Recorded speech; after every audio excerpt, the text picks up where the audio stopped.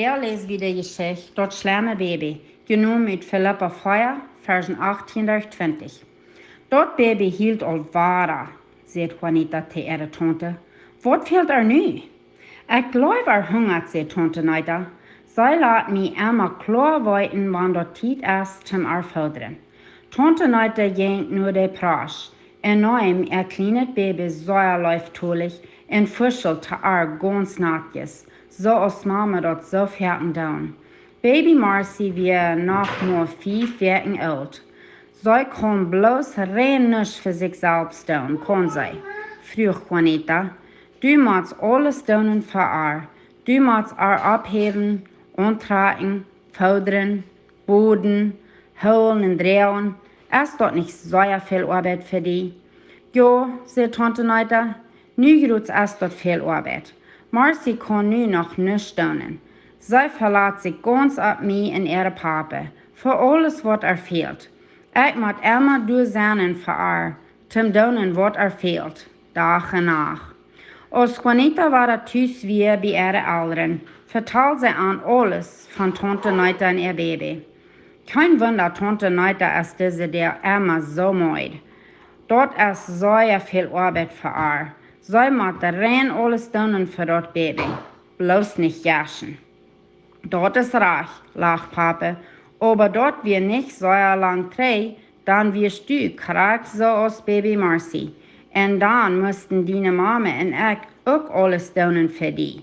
Dort sperrt sich noch nicht nur 12 Jahre von dann, wo du geboren wirst. Ich weiß, ich will mal ein Baby, sagt Juanita, aber nu sehe ich al mehr so großes Mama und ich kann alles für mich selbst tun. Und einfach sehe ich noch immer so aus ein Baby, sagt Mama. Juanita lacht und kickt in ihre Mama. Dort wir ganz klar zu sein, dass ihre Mama nicht ein Baby wir. Ja, sagt Mama, ich sehe. Ich muss mich ganz auf meinen Vater verlassen für alles, was mir fehlt. Manchmal sehe ich unzufrieden und grins und grimsoi, wenn dort nicht alles so utkommt, als ich will haben in mein Leben. Aber meiste Zeit weiß ich, dass mein Vater sorgt für mich und er hält mich in seine Stärke und läuft durch uns. Aber dein Vater wohnt weit auf von uns, sagt Juanita. Du verlässt dich nicht ab an.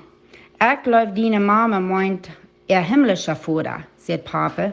Sie meint Gott ist ihr Vater und er sorgt für ihr. Reich, sagt Mama, ich verlasse mich auf Gott für alles. Er ist immer mit mir, Tag und Nacht. Und alles, was ich habe, kommt von ihm.